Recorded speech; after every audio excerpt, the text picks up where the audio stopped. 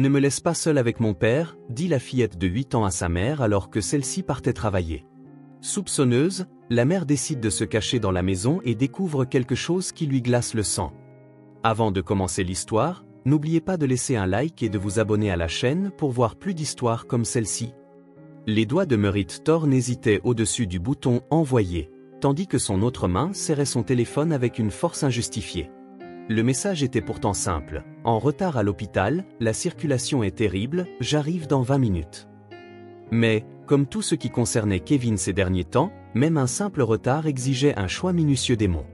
Trop décontracté, et il dénoncerait son irresponsabilité. Trop formel, et il y verrait la preuve de leur communication tendue. Elle appuya sur « Envoyer » et jeta un coup d'œil à Winter dans le rétroviseur.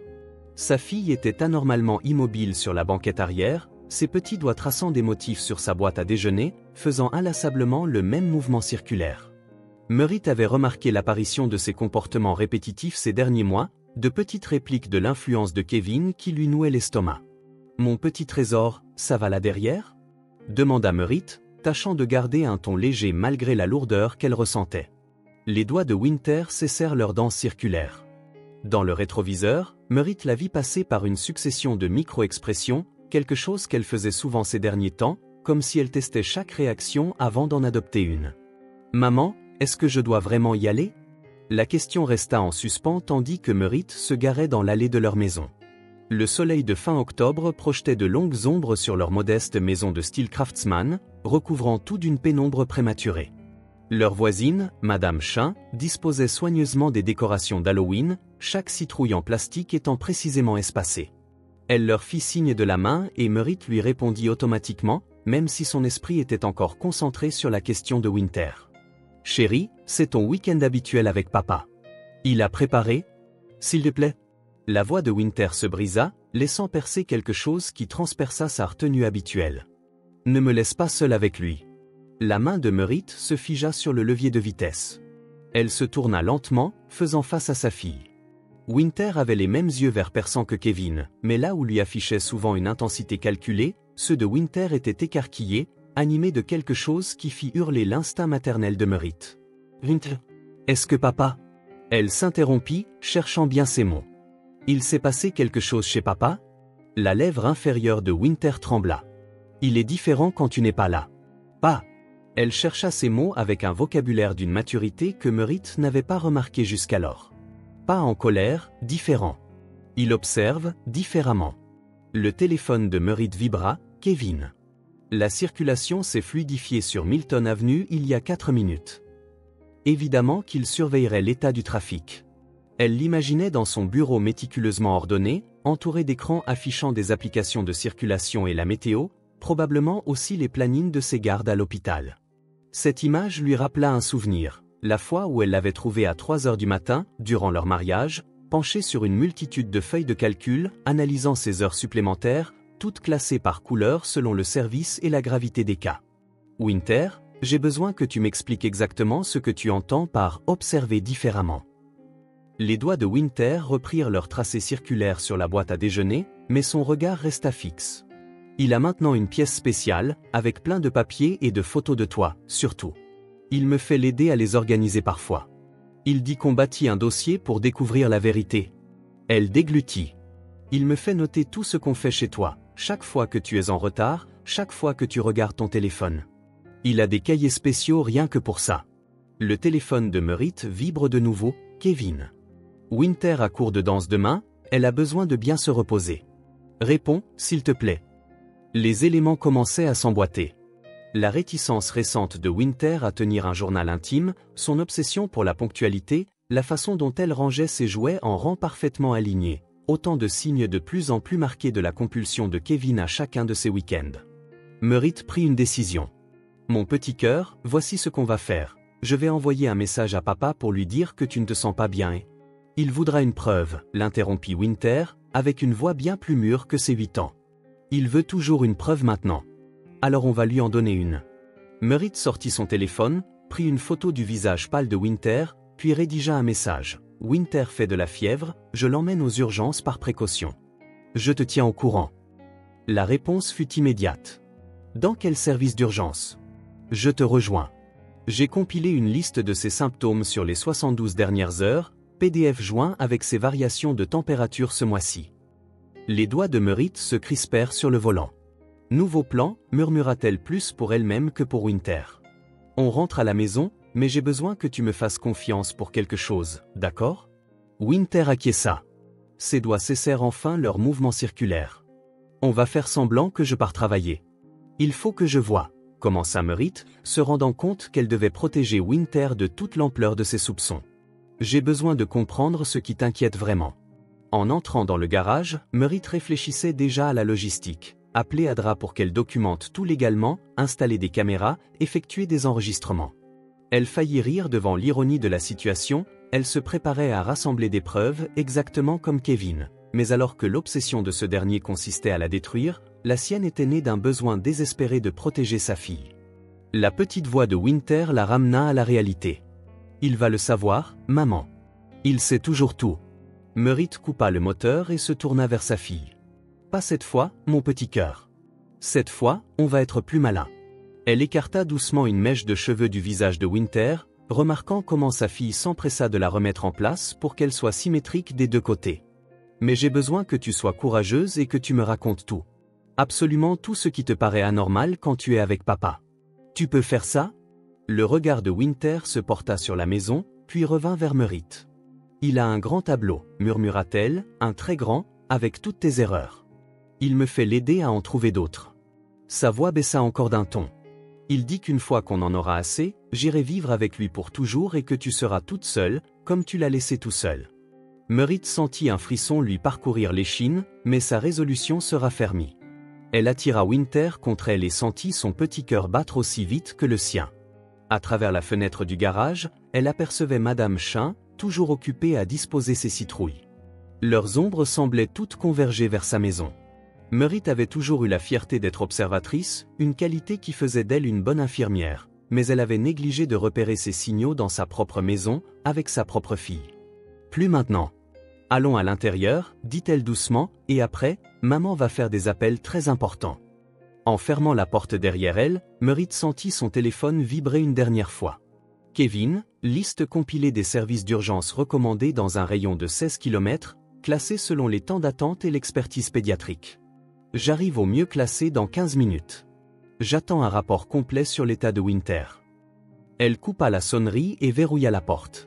Il ne lui restait plus que 15 minutes pour mettre son plan à exécution, 15 minutes pour commencer sa propre collecte de preuves, 15 minutes pour tenter de mesurer jusqu'où l'obsession de Kevin pouvait aller. Elle priait seulement qu'il ne soit pas trop tard. Grâce à sa formation d'infirmière pédiatrique, Merit avait appris à se préparer aux urgences avec une précision méthodique. Ces mêmes compétences la guidèrent dans les heures cruciales qui suivirent. Elle installa Winter avec ses livres préférés dans le salon, à bonne distance des fenêtres, puis se mit à fouiller la maison de fond en comble. La première caméra fut placée au-dessus du comptoir de la cuisine, orientée pour filmer la pièce principale. La seconde, dissimulée dans un chargeur de téléphone, fut installée dans l'entrée. Merit travaillait d'une main ferme, même si son esprit s'emballait déjà en imaginant la suite. Elle en était réduite à installer des dispositifs d'enregistrement dans sa propre maison. Une sensation de s'introduire dans la vie d'une inconnue, dans une autre histoire que la sienne. Son téléphone affichait 27 notifications de Kevin. Elle les ouvrit dans l'ordre chronologique, chaque message plus élaboré que le précédent. Appelez le cabinet du docteur Richardson, aucune trace de l'arrivée de Winter. Vérifiez les caméras des 3 services d'urgence les plus proches, aucune confirmation visuelle. Analyse de l'appel vidéo le plus récent de Winter pour détecter d'éventuels signes de maladie, je te transmets mes conclusions. La dernière notification datait de 3 minutes. Merit refusa l'appel entrant de Kevin, tout en voyant apparaître un nouvel avis de message vocal sur l'écran. Elle brancha son téléphone sur un dispositif d'enregistrement, Adra était venue en renfort pour tout documenter. La voix de Winter résonna depuis le salon. « Maman, papa appelle encore. » Merit vit sa fille, l'appareil à la main, l'écran affichant déjà cet appel manqué. « Ne décroche pas, mon trésor, » dit Merit en la rejoignant pour la serrer contre elle. « Tu te souviens de ce dont on a parlé, aujourd'hui, on cherche à comprendre. » Winter acquiesça, mais ses doigts reprirent leur spirale. « Il va être en colère à cause des tableaux ? » « Quels tableaux, ma puce ? » « Ceux de sa pièce spéciale. » Il l'appelle sa bibliothèque de preuves, répondit Winter, la voix soudain étrangement neutre. Tous les jeudis, on met à jour les tableaux. En rouge, c'est pour les grosses erreurs, en bleu, pour les petites, en vert, pour les comportements suspects. Merritt sentit sa gorge se serrer. Et qu'est-ce qui est considéré comme une erreur? Être en retard, répondre au téléphone pendant le dîner, avoir des infirmiers hommes pendant ton service. Les doigts de Winter s'agitèrent davantage. La semaine dernière, il a commencé un nouveau tableau rien que parce que tu as acheté du lait bio au lieu du lait normal. Il a dit que ça montrait. Elle se concentra pour trouver le terme précis. L'irresponsabilité financière et une prise de décision instable. Le téléphone vibra à nouveau. Kevin, Winter a besoin de sommeil pour son cours de danse, tu dois me répondre. Les éléments du puzzle s'assemblaient à la perfection. La réticence de Winter à tenir un journal, son obsession pour l'heure, le fait qu'elle rangeait désormais ses jouets de façon rigide. Merritt sentit la colère monter en elle. Elle se tourna vers Winter, la voix déterminée. Mon trésor, écoute-moi. À partir de maintenant, je vais tout enregistrer, tout documenter. Papa ne peut pas continuer comme ça. D'accord?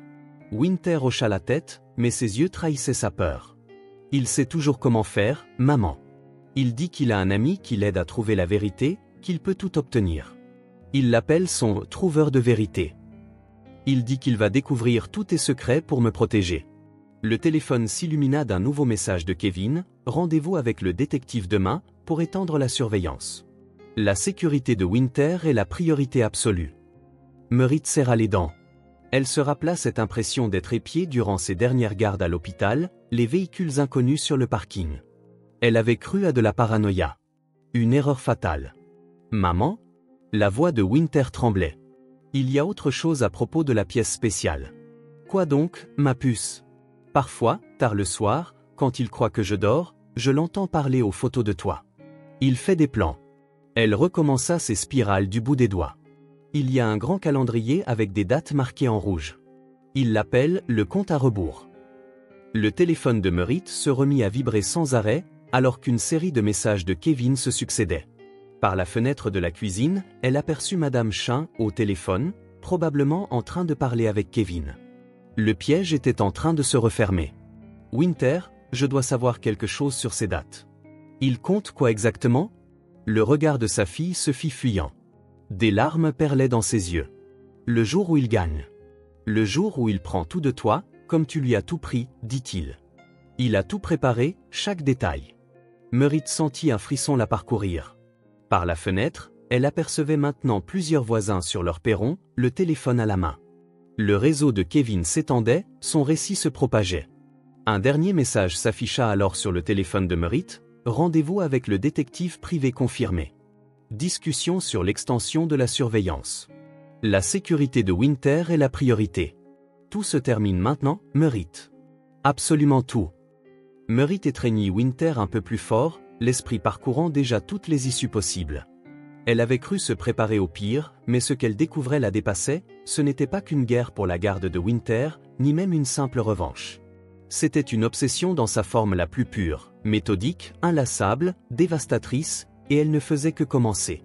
Le premier indice que le plan de Kevin s'étendait au-delà de leur cercle immédiat arriva à 7h43 précise le lendemain matin. Merritt consultait encore les enregistrements de la nuit lorsque sa supérieure, le docteur Catherine Shaw, lui demanda une visioconférence d'urgence. Merritt, j'ai reçu des rapports inquiétants sur de potentielles violations de la confidentialité des patients, déclara le docteur Shaw, d'ordinaire chaleureuse, mais qui affichait cette fois une réserve professionnelle. Quelqu'un nous a soumis des preuves détaillées laissant supposer que tu aurais partagé des informations confidentielles en dehors de l'hôpital. Merritt fit de son mieux pour garder son calme, même si sa main s'était crispée sur la souris. De quelles preuves s'agit-il précisément? Des photos de toi, apparemment en train de discuter de cas médicaux au téléphone pendant tes pauses, avec l'heure et le lieu correspondant, recoupés avec des dossiers d'admission de patients, expliqua le docteur Shaw en consultant un document hors champ. La source semble méticuleusement documentée.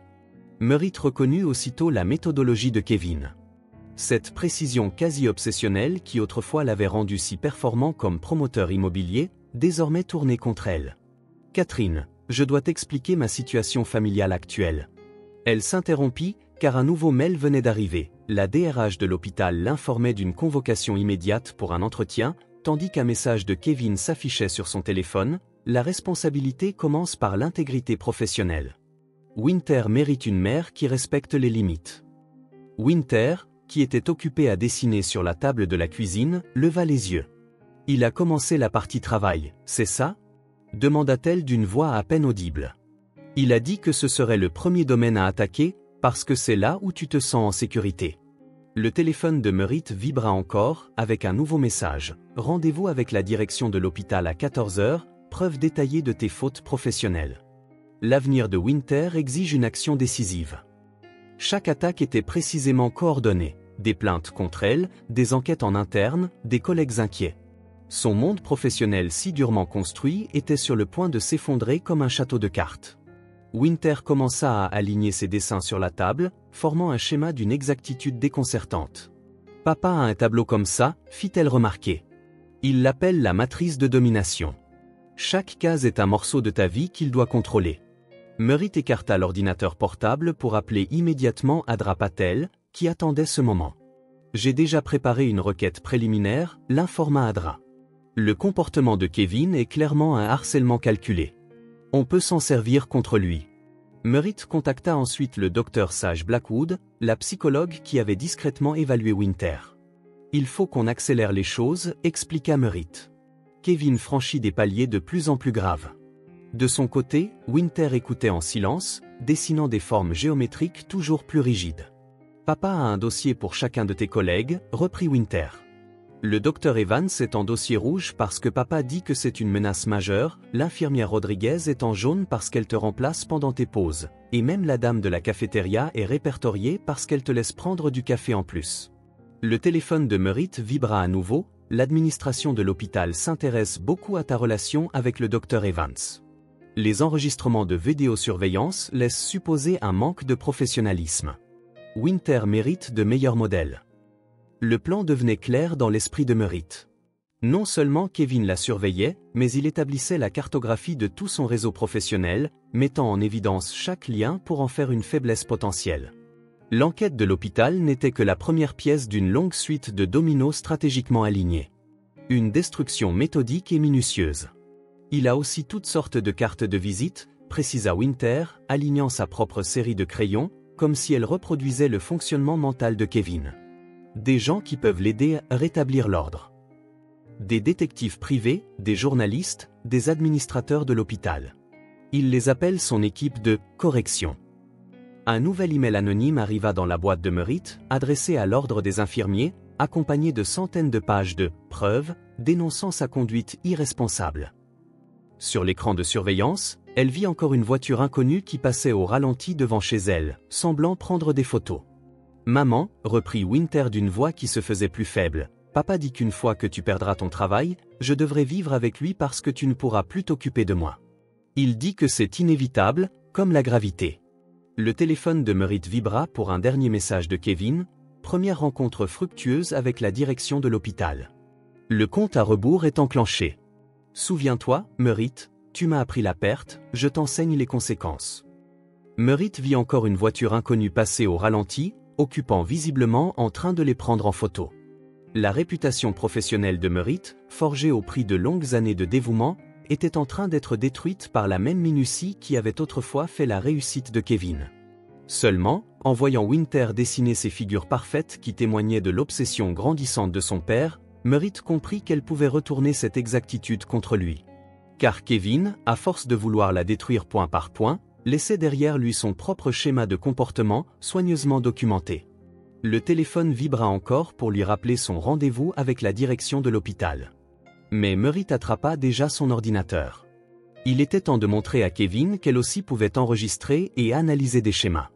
Le cabinet du docteur Sage Blackwood contrastait totalement avec l'univers strict de Kevin. La lumière y était tamisée, les fauteuils confortables et disposés à des angles volontairement imparfaits. Pourtant, Winter se dirigea d'instinct vers le coin le plus ordonné, là où se trouvait une maison de poupée impeccablement aménagée. « J'ai observé Winter placer les meubles avec une précision obsessionnelle », expliqua le docteur Blackwood à Merit, qui se tenait derrière la vitre sans teint. Elle montre des tendances de plus en plus compulsives, surtout quand elle parle de son père. Derrière la vitre, Merit joignait ses mains pour masquer son angoisse. La semaine s'était avérée infernale. 3 audits professionnels, plusieurs plaintes anonymes et une enquête imminente du conseil d'administration. Elle se força à se concentrer sur sa fille. « Regardez », fit remarquer le docteur Blackwood en entrant dans la pièce de thérapie. « Winter, on essaie un nouveau jeu ? J'aimerais bien te voir dessiner ta maison. » La fillette releva la tête de la maison de poupée, les doigts encore occupés à aligner une minuscule chaise. « C'est l'heure de la documentation ? » demanda-t-elle. Merritt ressentit un frisson. Documentation était un mot-clé chez Kevin. En fait, je pensais que tu pourrais me montrer ta maison en dessin. Tu voudrais dessiner celle de maman ou celle de papa, ou même la bibliothèque de preuves, si tu veux. Winter choisit son matériel avec soin, une règle, un rapporteur, des crayons parfaitement taillés. La maison de papa doit être exacte, expliqua-t-elle en traçant des lignes droites avec méthode. Il vérifie tout. La bibliothèque de preuves, c'est la pièce la plus importante, c'est là qu'on fait tout le travail. Quel travail exactement ? Demanda le docteur Blackwood, tout en notant la tension qui se manifestait dans les épaules de Winter. Documenter les erreurs de maman. Papa dit que c'est comme construire un dossier pour la justice. À chaque coup de crayon, Winter révélait davantage l'ampleur de l'obsession de Kevin. Sur la feuille, on devinait déjà 4 murs couverts de grilles et de tableaux méthodiques. À quoi servent toutes ces cases ? Demanda le docteur Blackwood en désignant une partie plus dense du dessin. C'est le mur chronologique. Papa note tout, en bleu, les écarts d'horaire, en rouge, les interactions avec des hommes, en jaune, les comportements suspects, et en vert, ce qui peut mettre en danger. Qu'est-ce qu'il considère comme « mettre en danger » Winter s'arrêta un instant. La semaine dernière, maman a commandé une pizza parce qu'elle était fatiguée. Papa dit que c'est une mauvaise planification des repas et que ça implique un livreur inutile.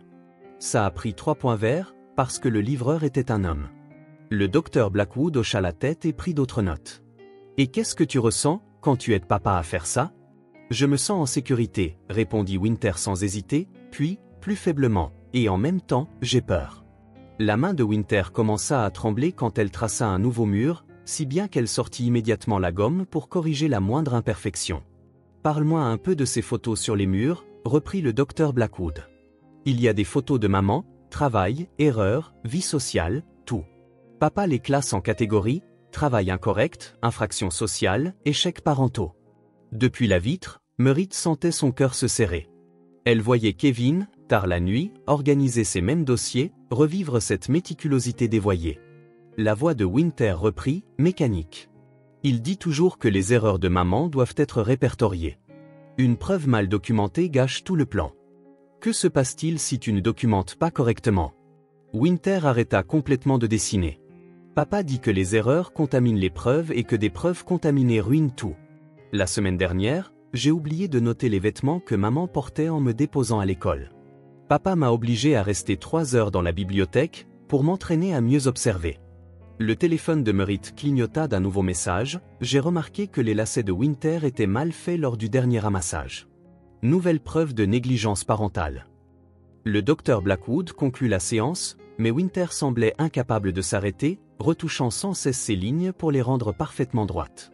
Chaque trait de crayon en disait long sur la nature obsessionnelle du père, la surveillance constante, le fichage, la compilation maniaque de tout ce qui pouvait l'aider à la discréditer. Lorsque Merritt vint chercher sa fille, le docteur Blackwood la prit à part. On a dépassé le cadre habituel de l'aliénation parentale, lui expliqua-t-elle. Les comportements de Kevin constituent une forme de maltraitance émotionnelle. Le fait qu'il implique Winter dans ses surveillances est très inquiétant. Les symptômes de compulsion qu'elle présente sont une réponse directe à son influence. Merritt acquiesça en silence, observant sa fille qui rangeait consciencieusement les crayons dans une trousse, chacun parfaitement aligné.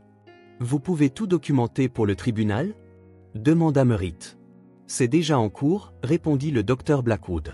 Mais, au vu de la façon dont il procède, Kevin risque d'escalader encore plus si vous le confrontez. Le téléphone de Merritt s'illumina alors d'un ultime message de Kevin, analyse en cours des séances de thérapie de Winter.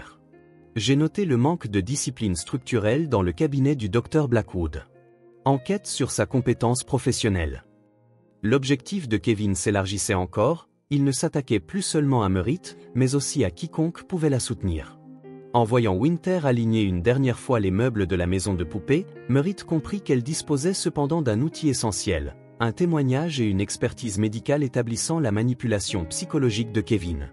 Encore fallait-il résister à la réaction de Kevin lorsqu'il découvrirait qu'il était, lui aussi, passé au crible de la documentation. L'incident durant la réunion parents-professeurs de Winter marqua un nouveau seuil dans la campagne de Kevin.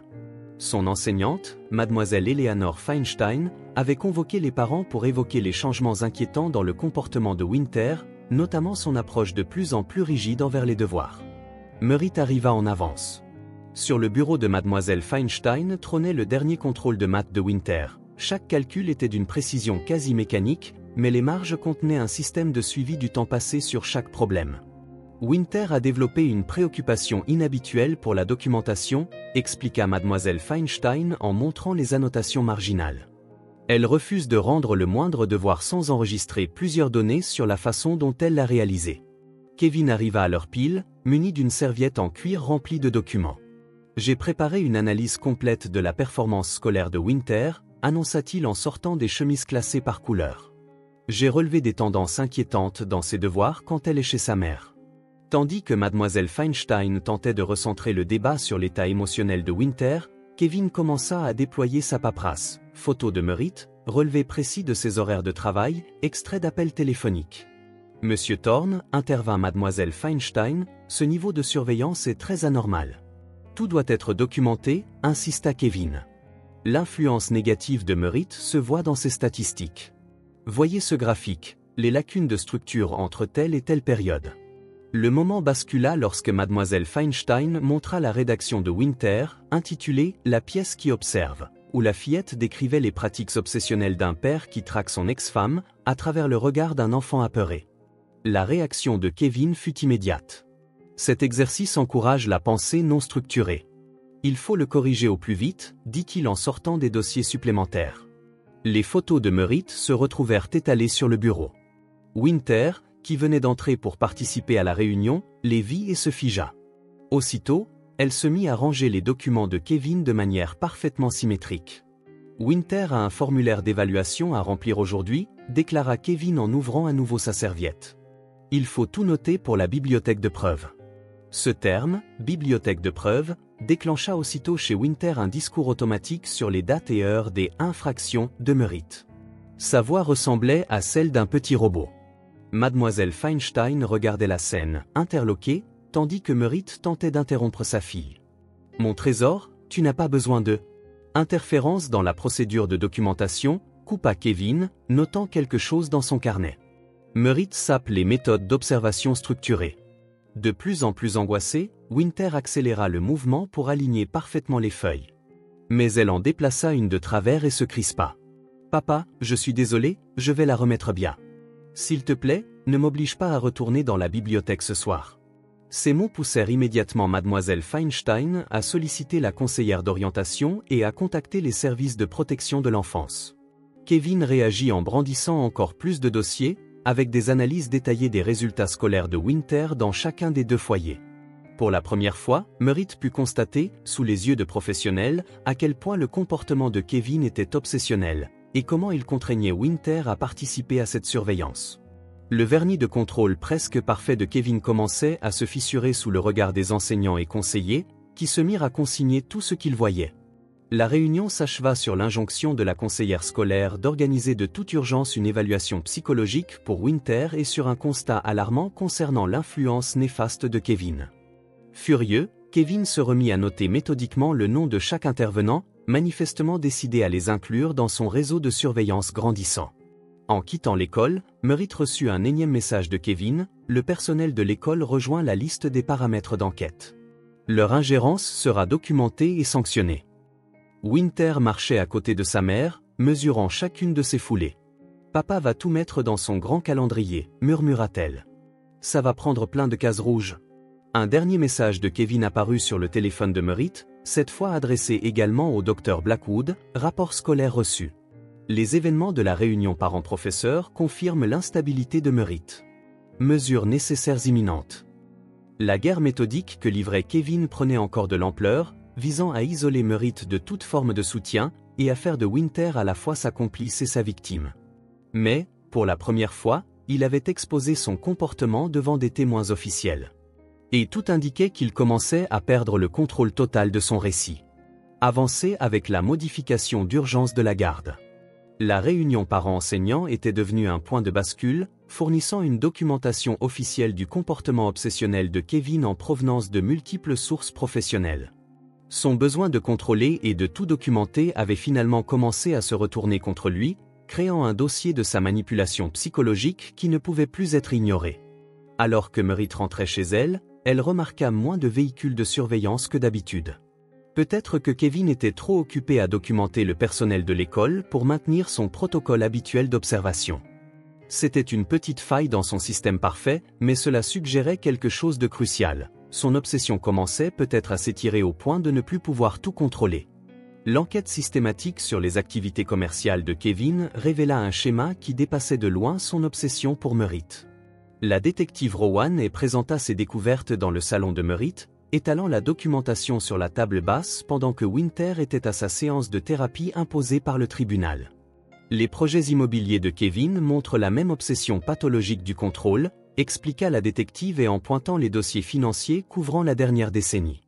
Il manipulait ses associés via d'élaborés stratagèmes de documentation, créant des preuves d'inconduite qui n'avaient jamais existé. Merritt examina les dossiers, reconnaissant l'approche méthodique de Kevin. Chaque partenariat échoué suivait un schéma identique, documentation minutieuse des infractions supposées, isolement systématique de la cible et destruction professionnelle soigneusement orchestrée. L'ancien associé, James Chin, a perdu sa licence d'architecte à cause des preuves fabriquées par Kevin, poursuivit. La documentation était si détaillée que les enquêteurs ont d'abord cru aux accusations de Kevin concernant cette inconduite professionnelle. Le téléphone de Merritt afficha un message du Dr Blackwood. Winter présente des signes d'anxiété sévères pendant la séance d'aujourd'hui, exprime la peur de contaminer les systèmes de documentation de son père. La détective sortit d'autres dossiers. Nous avons mis au jour des schémas similaires chez 3 autres partenaires d'affaires. L'obsession de Kevin pour la documentation lui sert à la fois d'arme et de bouclier, il crée des traces papier si complexes que les victimes ont du mal à se défendre. Merritt reconnut la stratégie. Il fait la même chose avec mes dossiers à l'hôpital, créant un récit en manipulant la documentation de façon sélective. Exactement, confirma A. Mais voilà ce qui est intéressant, son obsession laisse elle-même une trace. Chaque document trafiqué, chaque pièce de preuve fabriquée, montre la même précision caractéristique. C'est comme une empreinte digitale de manipulation psychologique. Le système de sécurité de Merritt laissa apparaître un mouvement à l'extérieur. Grâce aux caméras, elle vit 2 véhicules inconnus qui exécutaient la rotation de surveillance habituelle de Kevin. Son téléphone sonna avec un message de lui, à repérer des visiteurs non autorisés chez toi. Documentation d'un schéma potentiel de conspiration. La détective exposa leur stratégie. Nous sommes en train de constituer un dossier montrant que les soi-disant preuves que Kevin a contre vous reproduisent ses anciens schémas de manipulation.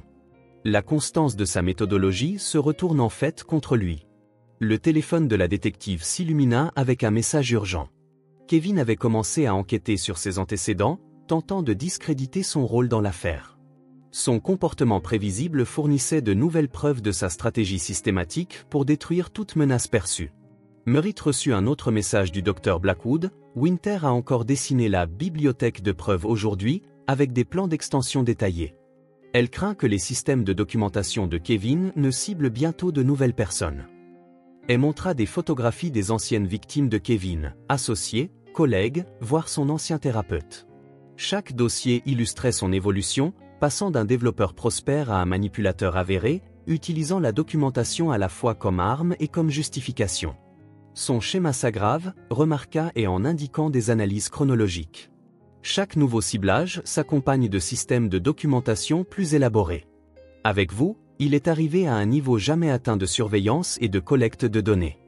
Le téléphone de Merritt montra des photos de surveillance que Kevin avait soumises au conseil de l'hôpital, chacune annotée avec précision et censée prouver des fautes professionnelles. Son obsession à relever ses moindres infractions s'était étendue à toutes les personnes avec qui elle interagissait au travail. La détective rassembla ses pièces pour en dégager des tendances claires. Le succès professionnel de Kevin reposait sur la même stratégie de destruction méthodique qu'il emploie désormais. Il ne se contentait pas de documenter les échecs, il les provoquait en manipulant soigneusement les preuves. Le système de sécurité de Merritt envoya une nouvelle alerte. Kevin avait élargi le périmètre de sa surveillance, ajoutant de nouveaux points d'observation autour de son quartier. Un message suivi, documentation d'un schéma accru de rencontres suspectes, a ajouté aux preuves de violation de la garde. Les découvertes de la détective montraient clairement la progression de Kevin. Chaque manipulation réussie nourrissait sa méthodologie, alimentant son obsession pour la documentation et le contrôle. Merritt représentait sa cible la plus ambitieuse à ce jour, démanteler totalement la vie personnelle et professionnelle de quelqu'un. Et reçut la confirmation que Kevin avait entamé des recherches sur le juge chargé de leur affaire. Son habitude prévisible d'attaquer les menaces potentielles par la documentation ajoutait encore des preuves de sa manipulation psychologique. Le téléphone de Merritt montra un dernier message du Dr Blackwood. Lors de sa dernière séance, Winter montre une anxiété grandissante liée aux exigences de documentation de son père. Inquiétude sur l'augmentation du nombre de nouveaux dossiers concernant d'autres personnes. Demande d'audience d'urgence pour la garde. L'ensemble de ces éléments brossait un tableau sans équivoque. L'obsession de Kevin pour la documentation et le contrôle avait dépassé la simple stratégie commerciale pour devenir une arme psychologique. Son approche méthodique pour détruire les menaces perçues offrait désormais un ensemble de preuves solides pouvant se retourner contre lui. La prochaine étape était évidente, ils devaient présenter leurs conclusions avant que l'obsession de Kevin n'entraîne de nouvelles victimes parmi ceux qui tentaient d'aider Merritt et Winter à échapper à son emprise. La façade de contrôle de Kevin commença à se fissurer exactement comme l'avait prédit le Dr Blackwood. Les preuves présentées par la détective déclenchèrent une escalade sans précédent dans son obsession de la documentation. Son apparence professionnelle, d'ordinaire contrôlée, laissa place à des tentatives de plus en plus désordonnées de maintenir sa version des faits. L'administration de l'hôpital reçut une quantité sans précédent de documents de la part de Kevin, chacun révélant un peu plus sa détérioration psychologique. La docteure Catherine Shaw contacta directement Merritt après avoir passé en revue la dernière soumission. Il a envoyé 300 pages pour analyser vos pauses café, expliqua la docteure Shaw lors d'une réunion d'urgence. Le niveau de détail suggère des méthodes de surveillance inquiétantes. Il a même noté l'angle exact de votre tasse pendant les réunions de personnel. Merritt reçut simultanément des alertes de son système de sécurité. Kevin avait porté la rotation de surveillance à un rythme horaire, chaque observation étant enregistrée et ajoutée à sa collection de preuves déjà considérables. La détective confirma le schéma dans le cadre de son enquête. Il sacrifie son sommeil pour satisfaire ses exigences de documentation. Ses associés disent qu'il arrive à l'aube pour passer en revue les enregistrements vidéo, à l'affût de la moindre interaction que vous pourriez avoir avec des collègues masculins. Les séances de thérapie de Winter avec le Dr Blackwood dévoilèrent l'impact intime de la dégradation de l'état de Kevin. Pendant sa séance la plus récente, Winter décrivit l'étendue de l'obsession de son père. La bibliothèque de preuves a de nouvelles pièces, expliqua Winter en dessinant encore une fois un plan d'architecture précis. Papa dit qu'on a besoin de plus d'espace pour toutes les preuves. Il a ajouté des sections spéciales pour tout le monde qui aide maman. L'évaluation professionnelle du Dr Blackwood devint plus urgente. La compulsion de Kevin à tout documenter a évolué en un problème de contrôle sévère. Il cible désormais quiconque menace son récit. Les collègues de Merritt commencèrent à recevoir des dossiers élaborés au sujet de leurs interactions avec elle. L'infirmière Rodriguez découvrit 50 pages analysant leurs conversations dans la salle de repos, annotées de prétendues preuves de complot. Le message de Kevin destiné à Merritt reflétait son état toujours plus instable, preuve d'une corruption systématique dans l'administration de l'hôpital. Chronologie révélant un effort coordonné pour dissimuler des inconduites professionnelles. La sécurité de Winter exige une intervention immédiate. La situation atteignit un niveau critique lors d'un échange de visites programmées. Kevin arriva avec plusieurs appareils d'enregistrement et un nouveau registre dédié à la documentation de l'apparence de Merritt. Ses mains tremblaient tandis qu'il essayait de mesurer la distance exacte entre la voiture de Merritt et le trottoir. Tout doit être enregistré précisément, insista-t-il, sa voix habituellement maîtrisée montant d'un ton. Les preuves doivent être parfaites, la documentation doit être complète. Winter, guettant la voiture de Merritt, commença à aligner ses livres d'école en ligne parallèle, reflétant l'agitation croissante de son père. « Papa va avoir besoin de nouveaux codes couleurs », murmura-t-elle. Les anciens ne suffisent plus à tout couvrir. La détective, qui observait la scène à distance, ajouta ses preuves à leur dossier grandissant. Sa compulsion dépasse sa capacité à conserver son masque professionnel. Tout indique un effondrement psychologique imminent. La détérioration de Kevin s'accéléra lorsqu'il découvrit l'évaluation psychologique officielle de Winter rédigée par le Dr Blackwood. Sa réaction se manifesta par un document de 100 pages, dans lequel il réfutait chaque mot du rapport avec une précision obsessionnelle. Merritt reçut son message tard ce soir-là, enquête sur toute la carrière du Dr Blackwood. Preuve d'un complot visant à saper les protocoles de documentation. Ajout d'une nouvelle aile à la bibliothèque de preuves pour le dossier de la conspiration psychologique. La réponse du Dr Blackwood fut immédiate. La fixation de Kevin sur la documentation a atteint des niveaux critiques. Son incapacité à préserver son image professionnelle suggère que le système qu'il a créé le dévore entièrement. Les signes de l'état psychologique de Kevin s'accumulaient alors que son comportement devenait de plus en plus erratique. Ses partenaires d'affaires signalèrent qu'il transformait ses bureaux en espaces de stockage pour des preuves, des murs couverts de photos et de tableaux récapitulatifs. Lors de la séance de thérapie suivante, Winter décrivit l'étendue de la dégradation de son père. « Papa ne dort plus dans sa chambre », rapporta TL. « Il reste dans la bibliothèque, en train de parler aux photos. Il dit qu'il est sur le point de tout prouver. Il a juste besoin de plus de preuves. » La détective confirma l'observation de Winter au vu des rapports de surveillance. L'obsession de Kevin a envahi toutes ses fonctions quotidiennes. Il est sur le point d'une rupture psychologique complète. Le système de sécurité de Merritt le surprit en pleine séance de documentation nocturne, mesurant et photographiant chaque recoin extérieur de la maison. Ces messages se réduisaient à des flux de données numériques et de codes couleurs. La destruction systématique qu'il projetait pour Merritt révélait au contraire son propre déclin mental, chaque nouvelle preuve documentant un peu plus sa détérioration. Le diagnostic final du Dr Blackwood était sans équivoque. La compulsion de Kevin pour la documentation a évolué en un trouble psychologique sévère, nécessitant une intervention immédiate. Son comportement constitue un risque grandissant pour le bien-être émotionnel de Winter. La tempête de l'obsession de Kevin se déchaîna, révélant la fragilité de son contrôle soigneusement orchestré. Ses propres preuves devenaient le témoignage le plus fort contre lui. La confrontation juridique prit forme durant une visite supervisée au centre des services familiaux du comté. Kevin arriva avec plusieurs appareils d'enregistrement et un système de documentation récemment agrandi, manifestement en proie à une instabilité psychologique grandissante. La docteure Elena Martinez, désignée par le tribunal pour superviser la rencontre, observa Kevin tenter d'appliquer ses procédures de documentation dans un espace confiné. Ses mains tremblaient visiblement tandis qu'il disposait ses équipements d'enregistrement à des angles précis, mesurant obsessivement chaque distance. Winter doit maintenir des standards de documentation appropriés, insista Kevin en brandissant un nouveau lot de formulaires d'observation. La collecte des preuves ne peut être compromise par les limites imposées par la supervision. La réaction de Winter face au comportement de son père s'avéra cruciale pour leur dossier. Lorsque Kevin présenta sa checklist habituelle, elle montra des symptômes d'anxiété prononcés et commença immédiatement à aligner les meubles de la pièce. Winter ordonna Kevin, la voix chargée d'une once de détresse. « Documente les dernières infractions de ta mère conformément aux protocoles établis. » Le refus de Winter de participer à ce système de documentation représenta un tournant. « Je ne veux plus rien enregistrer, papa », murmura-t-elle en continuant malgré elle à mettre les objets du bureau en ordre. « La bibliothèque de preuves me fait peur maintenant. » La réaction de Kevin face à cette entorse à ses habitudes fut particulièrement révélatrice. Son masque se fissura quand il produisit d'épais dossiers retraçant la précédente coopération de Winter.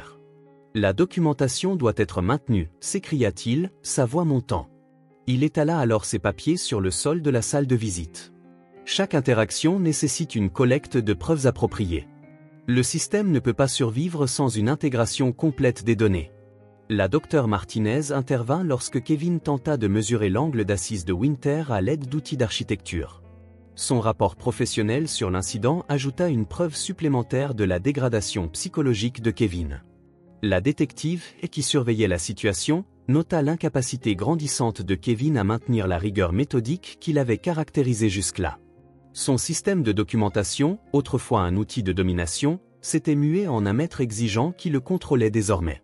Merritt reçut des messages urgents à la fois du Dr Blackwood et de la détective et pendant la visite. L'équipe d'évaluation psychologique recommanda la suspension immédiate des droits de visite de Kevin, au vu de son comportement.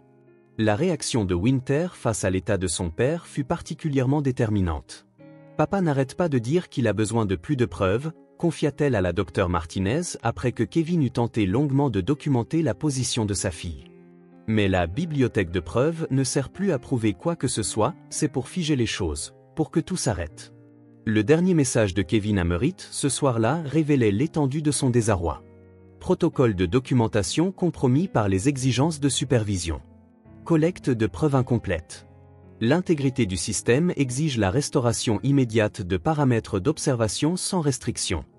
La visite supervisée avait apporté un élément déterminant pour leur affaire, elle montrait clairement l'incapacité de Kevin à maintenir les limites qu'exigeait la situation et prouvait l'impact nocif de son obsession sur Winter. Son besoin compulsif de tout documenter démontrait désormais à quel point sa santé mentale se détériorait. Les audiences s'ouvrirent sur un éventail de preuves inédites illustrant la descente psychologique de Kevin. La juge Eleanor Richardson présida cette affaire dont l'issue allait créer de nouveaux précédents dans la reconnaissance de la manipulation psychologique et de l'aliénation parentale. L'accusation présenta ses preuves de manière méthodique, en commençant par l'évaluation approfondie du docteur Sage Blackwood sur Winter. Les documents mettaient en évidence l'impact dévastateur du comportement obsessionnel de Kevin sur le développement de sa fille, avec des analyses détaillées de son anxiété grandissante et de ses tendances compulsives. La détective exhiba une documentation exhaustive concernant les tactiques systématiques de Kevin pour manipuler aussi bien dans sa vie privée que professionnelle. Son exposé inclut les témoignages d'anciens associés, établissant clairement l'évolution des méthodes de Kevin en matière de documentation. Les faits démontrent une méthodologie cohérente, témoigna la détective et en présentant des dossiers classés avec méticulosité. L'obsession de M. Thorne pour la documentation est passée d'une simple stratégie commerciale à un trouble psychologique sévère, qui met en danger sa fille. La réaction de Kevin durant l'audience renforça encore le dossier de l'accusation. Il se présenta avec de nombreux appareils d'enregistrement et du matériel de documentation, incapable d'assister au débat sans tout enregistrer. Son refus de parler sans recourir à ses précieuses archives déclencha plusieurs rappels à l'ordre de la juge. La docteure Martinez raconta ses observations lors des visites supervisées, documentant l'incapacité grandissante de Kevin à respecter les limites imposées à Winter. Son témoignage incluait des récits détaillés de la manie de Kevin à tout mesurer et noter. Le tournant décisif intervint lors de la déposition de Winter, effectuée par visioconférence pour préserver son équilibre émotionnel. Elle décrivit la bibliothèque de preuves et les exigences grandissantes de son père en matière de documentation, apportant la preuve convaincante d'une manipulation psychologique. Les photos et les tableaux de papa ne servent plus à aider, expliqua Winter, les mains occupées à aligner nerveusement les papiers devant elle. Ils servent à faire en sorte que personne ne bouge, que rien ne change. Il veut figer tout le monde dans ses pièces spéciales. L'équipe d'évaluation psychologique mandatée par le tribunal exposa par la suite ses constatations au sujet de l'état mental de Kevin.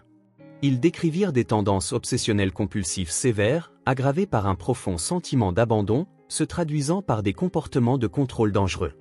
Le propre témoignage de Kevin conforta l'argument de l'accusation, il était incapable de s'exprimer au tribunal sans consulter sa montagne de documents. Quand on l'interrogea sur ses activités de surveillance, il présenta des graphiques élaborés pour justifier chaque aspect de sa conduite. La décision de la juge Richardson fut conforme à l'impressionnante quantité de preuves évoquant la manipulation et la maltraitance émotionnelle. Le tribunal ordonna la suspension immédiate des droits parentaux de Kevin, dans l'attente d'un suivi psychologique intensif. D'autres dispositions imposèrent à Kevin de garder ses distances avec le domicile et le lieu de travail de Merritt. Cette décision allait bien au-delà de l'organisation de la garde. Elle établissait un précédent dans la reconnaissance de la manipulation psychologique systématique comme forme de maltraitance, notamment dans les cas d'aliénation parentale. Merritt accueillit le verdict avec un soulagement mesuré, consciente que la victoire légale n'était que la première étape d'un long processus de guérison pour Winter. La destruction méticuleuse qu'avait planifiée Kevin se retourna finalement contre lui, produisant un dossier irréfutable de son instabilité mentale.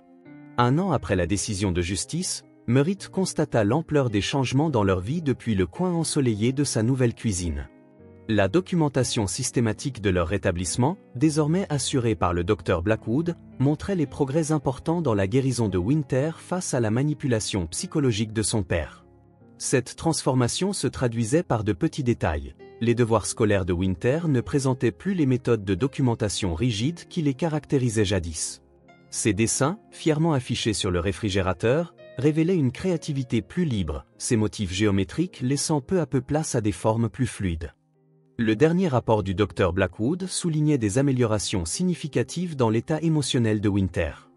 Les comportements compulsifs ont nettement diminué, indiquait son compte-rendu. Winter se montre plus à l'aise avec les activités non structurées et les imprévus de la vie quotidienne. Les séances de thérapie imposées par le tribunal pour Kevin se poursuivaient sous étroite surveillance. Ces progrès, bien que lents, laissait entrevoir un travail en profondeur sur le traumatisme à l'origine de sa documentation obsessionnelle.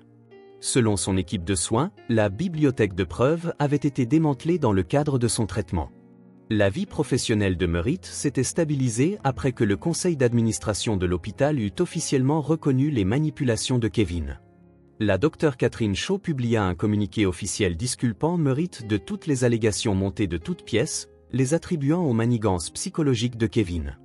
De son côté, la détective continuait de veiller à la bonne application des mesures judiciaires.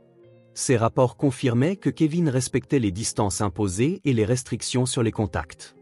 Les véhicules de surveillance, jadis omniprésents, avaient été remplacés par des contrôles officiels et moins intrusifs. Le rétablissement de Winter inclut des rencontres soigneusement encadrées avec Kevin, sous la surveillance du Dr Martinez, dans un cadre thérapeutique. L'objectif de ces visites était d'enseigner des limites et une communication saine, se substituant progressivement aux exigences rigides de documentation auxquelles Winter était soumise. Le groupe de soutien que Merritt avait mis en place pour les parents touchés par la manipulation psychologique et l'aliénation parentale ne cessait de grandir. L'expérience de Merritt offrait une perspective précieuse à ceux qui traversaient des épreuves similaires, tandis que le succès du groupe lui permettait de transformer leur douloureuse histoire en soutien constructif. Le rapport final du Dr Blackwood sur l'évolution de Winter faisait état d'une résilience remarquable. L'intervention thérapeutique intensive a permis une guérison émotionnelle notable, indiquait-il.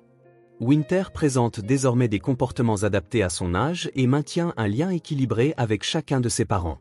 La destruction systématique que Kevin avait projetée contre Merritt aboutit finalement à une transformation et à une guérison.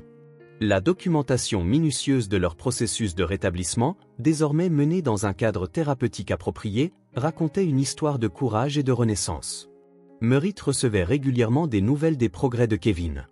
Son équipe thérapeutique décrivait une lente mais réelle prise de conscience de la gravité de ses actes et un engagement à respecter des limites appropriées. Son obsession de la documentation, qui avait un temps consumé sa vie, laissait place à un suivi thérapeutique structuré. Les productions artistiques de Winter évoluaient également. Ses dessins représentaient désormais sa famille avec des proportions réalistes, témoignant d'une intégration saine de ses expériences passées, succédant aux motifs rigides que son père lui avait imposés. Les visites surveillées suivirent leur cours conformément aux décisions de justice, chaque séance étant documentée par des professionnels et non plus par les systèmes élaborés de Kevin. Winter montrait de plus en plus d'assurance dans ses échanges encadrés, débarrassé de l'obligation de tout enregistrer. Merritt concentra davantage son travail sur la défense d'une meilleure reconnaissance de la manipulation psychologique dans les tribunaux de la famille. Son vécu permit d'apporter des changements institutionnels dans le traitement des affaires d'aliénation parentale et de comportements obsessionnels liés à la documentation. Le chemin de la guérison, bien que toujours en cours, démontra la force de caractère tant de la mère que de la fille dans leur résistance à la manipulation psychologique. Leur histoire devint une forme de documentation précieuse pour d'autres familles affrontant des défis semblables, offrant un message d'espoir quant à la possibilité de se reconstruire. Alors que Merritt observait Winter se préparer pour l'école, rangeant ses affaires avec un soin naturel plutôt qu'une précision forcée, elle réalisa l'ampleur du chemin parcouru. La documentation systématique qui menaçait autrefois de les détruire servait désormais de témoignage à leur guérison et à leur épanouissement.